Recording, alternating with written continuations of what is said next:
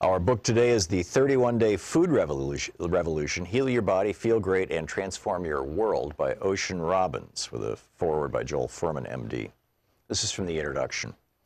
Let me call it like it is. We live in a toxic food culture. It's led us to epidemic rates of obesity, heart disease, cancer, type 2 diabetes, and Alzheimer's. Things have gotten so bad that most people think it's normal to have at least a few extra pounds around the middle, to depend on an ever-growing supply of prescription medications, and to lose a little more memory and mobility with every passing year. This may be typical, but it sure as heck doesn't have to be normal. Eating food is mandatory, but suffering from brain fog, living with ever-declining health, and feeling like crap are not. The fact is that right now, hundreds of millions of people are hurting from diseases that never ever needed to happen in the first place. Dangerous changes have been made to our food supply in just the last 25 years that impact how your food is grown and processed and how safe it is to eat. The status quo is driving small farmers out of business, forcing animals to live in deplorable conditions, and producing food that's making us sick. The medical industry and the processed food industry are earning trillions of dollars in a system that's devastating lives and threatening the very future of life on our planet. It's my mission to help put an end to this madness by sharing the truth about food and helping eaters put it into action.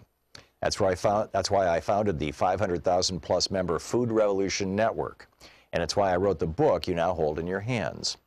In some ways, I might seem like a pretty unlikely food revolutionary. After all, in 1953, my grandfather, Irving Robbins, joined with his brother-in-law, Bert Baskin, to found the 31 Flavors ice cream company, Baskin Robbins. In case anyone on the planet missed the memo, we're now pretty clear that ice cream is not a health food. But back in the 1950s, as my grandpa was pumping out delicious flavors by the dozen, not much was known about the connection between food and health. Up until then, most people seemed content with 3 flavors, vanilla, chocolate, and strawberry.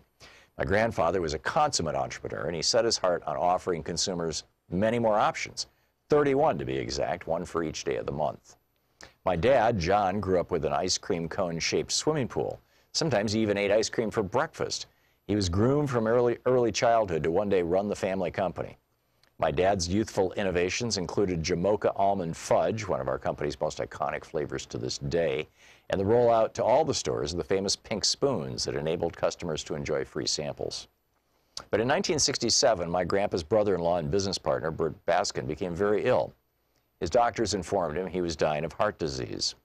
I never knew my great-uncle Bert because he passed on a short time later, 6 years before I was born. But I do know that he was one of the greatest entrepreneurs in American history. He had tremendous wealth, a business he enjoyed, and a family he loved. And he ate a lot of ice cream. And in the end, he lost his life and his health at the age of 54. Grandpa Irv was faced with a choice. He could sell the company for a large sum of money, or he could keep the company in the business and take on my dad, then about to turn 20, as a business partner. Grandpa Irv chose to invite his son aboard. But my dad declined his father's invitation, walking away from Baskin Robbins and from any access to or dependence on the family wealth. For him, it was a choice for integrity, and it's a choice I've always respected.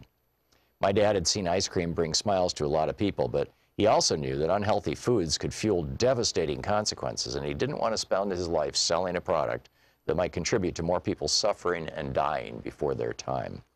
So he left a path that was practically paved with gold and ice cream to follow his own rocky road.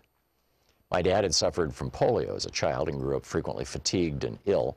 In the 1960s, he fell in love with my mom in Berkeley, and the two of them set out on a healthy living path. They stopped eating processed foods, they gave up ice cream, and they based their diets on vegetables and whole natural foods. As my dad's health and energy returned, he and my mom moved to a remote little island off the coast of British Columbia, Canada, where they built a one-room log cabin, grew most of their own food, practiced yoga and meditation for several hours a day, and named their kid Ocean. They say that they almost named me Kale. I'm glad they took the more conservative route on this one. In any case, we did eat a lot of kale, along with cabbage, carrots, onions, broccoli, turnips, Swiss chard, and many other vegetables that my parents grew, plus brown rice, sprouts, buckwheat, and beans. For a treat, once in a blue moon, we'd have a few drops of organic blackstrap molasses. I think we went through about a bottle a year. Though my childhood diet was Spartan and my family lived on very little money, I grew up feeling rich in health. I became an accomplished distance runner, completing my first marathon at the age of 10. My dad went on to study the impact of food choices and to share what he was learning.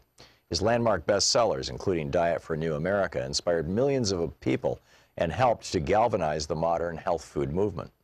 The media was tickled by the notion of a would-be ice cream heir becoming a healthy eating spokesperson and called him the rebel without a cone and the prophet of nonprofit. Tens of thousands of people wrote my dad letters, often by hand, sharing how his work had changed, sometimes even saved their lives.